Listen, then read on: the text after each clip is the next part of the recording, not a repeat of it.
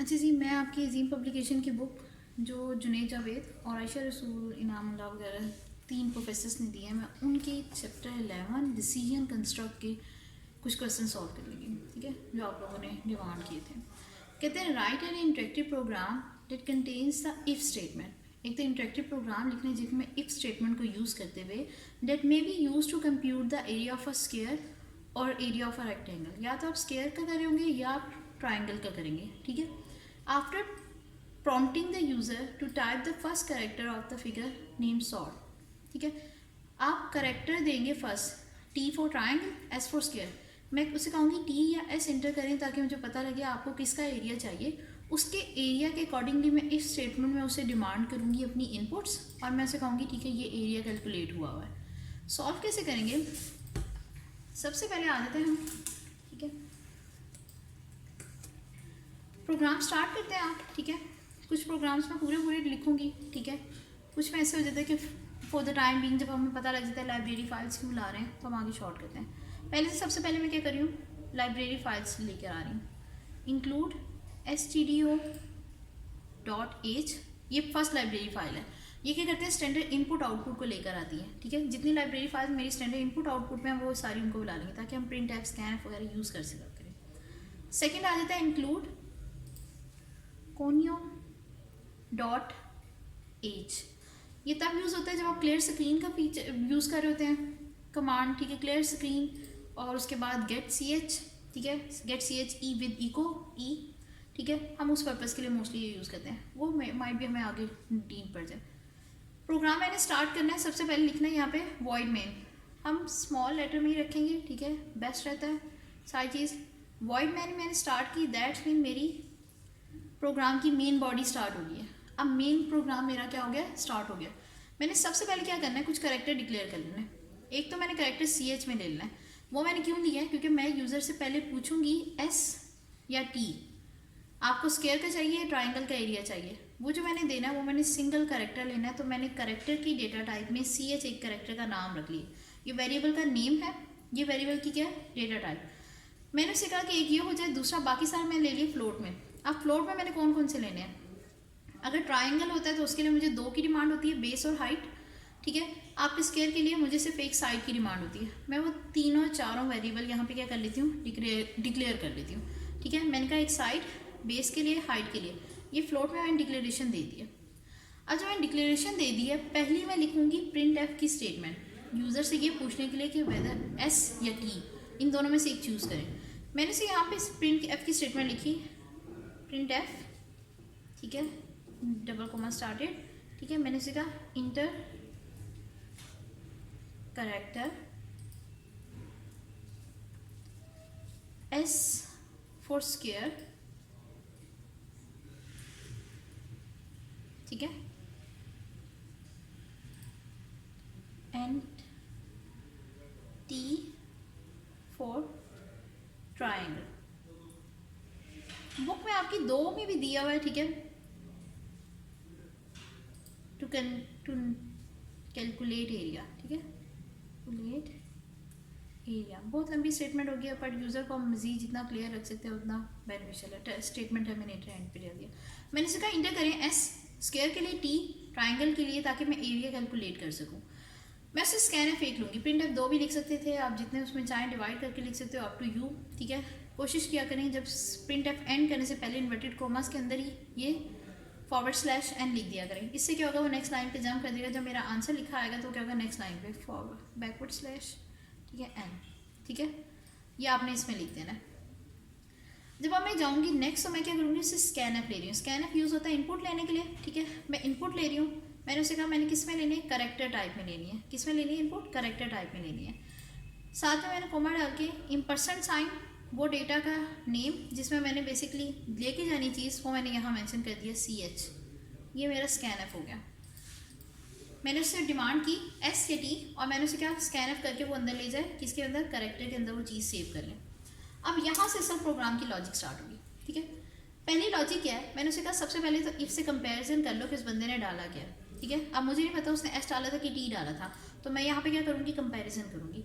मैंने उसे कहा कि इफ़ अगर तो मेरे करेक्टर की वैल्यू इक्वल टू एस है ठीक है। अब वो एस कैपिटल भी डाल सकता था, स्मॉल भी डाल सकता था। जब मुझे पता है कि दोनों ऑप्शंस उसके पास हैं तो मैं दोनों को कैच लगाऊंगी, ठीक है। ये ना कि मैं इस कैपिटल एस को देखती रह जाऊँ और स्मॉल एस डाले और वो क्या हो, चीज़ इग्नोर हो जाए। कंप्यूटर डंप है, उसे आपने इंस्ट्रक्शन देनी है। मैंने उसे यहाँ पे इंस्ट्रक्शन दी, मैंने एक ये डाल दिया और साथ में लिख दिया करेक्टर अगर स्मॉल एस के भी इक्वल है तो वो भी देख लें। करेक्टर को जब भी हम देते हैं तो हम क्या करते हैं, सिंगल कोट में देते हैं ताकि वो इसे क्या कर सके, करेक्टर कंसीडर करे। इन दोनों को मैंने कंपल्सरी नहीं बनाना, इन दोनों में से कोई एक भी आ गया तो मैंने उसे एक्सेप्ट करना है। मैं कौन सा लॉजिकल ऑपरेटर यूज़ करूँगी, ठीक है। मैं यहाँ पे ऑपरेटर यूज़ करूँगी और का, ये और का साइन है डबल लाइन का। मैंने और का ऑपरेटर यूज़ किया कि अगर कैपिटल एस में आ रहा है या स्मॉल एस में आ रहा है, ठीक है। आप दोनों में से कैच करें। करना क्या है, जब आपको कंफर्म हो जाए कि इन दोनों में से एक कंडीशन ज़रूर फुलफिल हो रही है तो आप उसे प्रिंट एफ दें।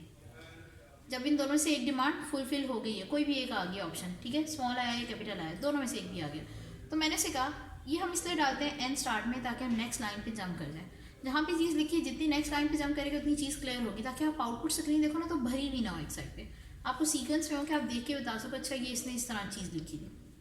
मैंने यहाँ पे कहना है एस लिखा था, एस हमारा था स्क्वायर था, मैंने कहा inter side of a square, वो एक साइड देगा, ठीक है। फार्मूले की जो कमांड हमारी क्या है, स्क्वायर डाले, ठीक है। वो मुझे क्या डाल के देगा, स्क्वायर की एक side, that's it. Statement terminator, मेरी स्टेटमेंट एंड। अब मैंने लिखना है स्कैन एफ। स्कैन एफ क्यों, क्योंकि मैं जो उसने साइड देनी है वो उठा के भी लेकर आनी है मैंने, ठीक है। अब मैं लेके किस में आ रही हूँ, मैंने उसका फ्लोट में, क्योंकि मैंने डिक्लेरेशन फ्लोट में दी हुई थी उसे। मैंने कहा फ्लोट की फॉर्मेट में लेकर आनी है, इन्वर्टेड कोमास क्लोज, इम्परसेंट साइन नाम क्या रखा हुआ था, एस स्मॉल, मैंने स्मॉल एस में ले गई जो भी इसने मुझे वैल्यू दी है, ठीक है। ये मेरी क्या आ गई, साइड की वैल्यू की स्कैन एफ में चली गई। अब सिंपल मुझे इतना काम करना है, यहाँ पे मैंने क्या लिखना है, अपना फार्मूला लिख देना है। साइज वैल्यूएट करने का क्या फार्मूला था, मैंने उसे कहा कि जो भी आपका एस आया ना उसको क्या करें, स्टैरिक या स्टार, ठीक है, जिसे आप कहते हैं, उसे ले जाए एरिया में, या इससे सिंपल एरिया लिख लें, एरिया ऑफ स्क्वायर लिख लें, स्क्वायर एरिया लिख लें, अप टू यू। वेरिएबल के नाम शॉर्ट होंगे, आपको आसानी होगी, एट द एंड आपको वैल्यूएशन में या अंडरस्टैंड करने में मुश्किल नहीं आएगी, ठीक है। मैंने उसे कहा कि अगर तो एस देता है तो एरिया में ले जाए और लास्ट पे क्या कर दें, प्रिंट कर दें, इसी इफ के अंदर रहेगी सब कुछ, ठीक है। ये इफ का हमारा स्टार्टिंग पॉइंट स्टार्ट हुआ हुआ है। मैंने उसमें क्या कहा कि यहाँ पे क्या करें, प्रिंट एफ कर दें और इसमें आप लिख दें एरिया ऑफ स्क्वायर इज, यहाँ पे इक्वल टू लिख के, परसेंटेज आपका किस में था, फ्लोट में था। अच्छा, फ्लोट में आंसर बहुत लंबा ना आ जाए, पता नहीं उसने क्या वैल्यू डाली है, ठीक है। अब क्या एस की वैल्यू डाली है डिपेंड कर रहा होता है, मैं उसमें कोई फॉर्मेट स्पेसिफाई दे देती हूँ, ठीक है। उसने परसेंटेज 2 दिया, 3 दिया, कुछ भी देके, ठीक है। पॉइंट के बाद से 3 वैल्यूज आए, इससे ज़्यादा ना आए, ताकि बहुत लंबी कोई वैल्यूज़ ना आ रहा हो, ठीक है। वो खुद ही टर्न ऑफ हो जाए, ठीक है, ट्रंकेट हो जाए, ठीक है, राउंड ऑफ हो जाए या जो भी, ठीक है। यहाँ पे मेरे पास क्या हुई, मैंने एरिया ऑफ स्क्वायर डाल दिया .3f में, और मैंने यहाँ पे लिख दिया वो वेरिएबल का नाम जिसके अंदर असल वैल्यू पड़ी है, जो उसने बेसिकली जाके क्या करना है, प्रिंट करना है, वो था एरिया। एरिया के फार्मूला में सब कुछ गया था, ठीक है। यहाँ पे ये प्रिंट हो गया, मेरा काम उसे एरिया पहुँचाना था, वो मेरा काम यहाँ पे क्या हुआ, कंप्लीट हो गया। ये मेरी इफ़ का एक पार्ट कंप्लीट हो गया, ठीक है। अब इफ़ का दूसरा पार्ट क्या होता है, इफ़ का दूसरा पार्ट होता है एल्स इफ, ठीक है। इफ़ एल्स हो सकती है, इफ़ एल्स इफ़ हो सकता है, हमारे पास 2-3 ऑप्शन है। अब यहाँ पे चूँकि मुझे दूसरी स्टेटमेंट अपनी लिखनी है, मैं इफ़ एल्स इफ इसलिए प्रेफर करूँगी क्योंकि एक मैंने कंडीशन ये भी रखनी है कि अगर उसने एस डाला है तो इसमें जाए, अगर उसने यहाँ पे क्या डाला है, फर्ज कर लेंगे, मैं यहाँ पे ये जो दूसरी कंडीशन लिखनी है वो मैंने ये लिखनी है ना, CH equal to capital T और CH equal to small t। एक तो मेरी ये कंडीशन होगी, लेकिन फर्ज कर लें वो दोनों नहीं डाल रहा, वो भी तीसरा नंबर डालता है, तीसरा अल्फ़ाबेट डालता है, तो मैं ऐसे क्या करूँगी, तब मेरा प्रोग्राम फेल नहीं होना चाहिए। वो मैं एल्स की कंडीशन में लाजमी उस स्टेटमेंट को कैच करूँगी, ठीक है, या एटलीस्ट उसे आउटपुट ज़रूर दूंगी कि भाई आपने गलत वैल्यू डाली है या आपने जो करेक्टर डाला है वो गलत डाला है।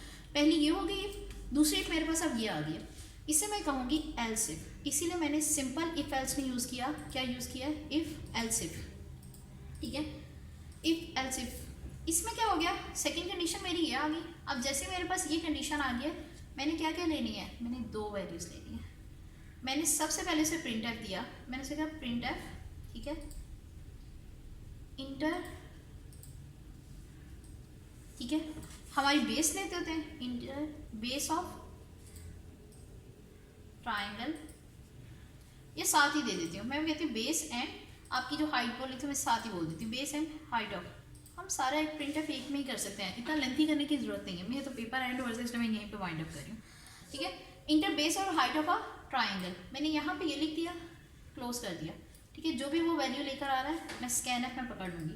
स्कैन एफ में मैंने क्या लिया, मैंने स्कैन एफ में गई हूँ क्योंकि मुझे 2 वैल्यूज़ चाहिए थी, मैंने यहाँ पे उसे 2 वैल्यूज़ की डिमांड करने के लिए परसेंटेज एफ, ठीक है, दोबारा परसेंटेज एफ, और ये जिस तरतीब से मैं यहाँ पे लिखूंगी उसे पता होना चाहिए, पहले आपने बेस लिखा है तो आप पहले लेके जा रहे हैं इम्पर्सन साइन बी, ठीक है, जो ऊपर आपने डिक्लेयर किया है। उसके बाद इम्पर्सन साइन आपका किस में जा रहा था, एच में। यहाँ पे जो तरतीब रखी है इसी तरतीब से यहाँ पे लेना है, ताकि उसे पता हो कि पहले वो बेस लिखा और उसके बाद उसने हाइट लिखा है, तो आपने बेस ही उठाया उसके बाद और फिर हाइट उठाया।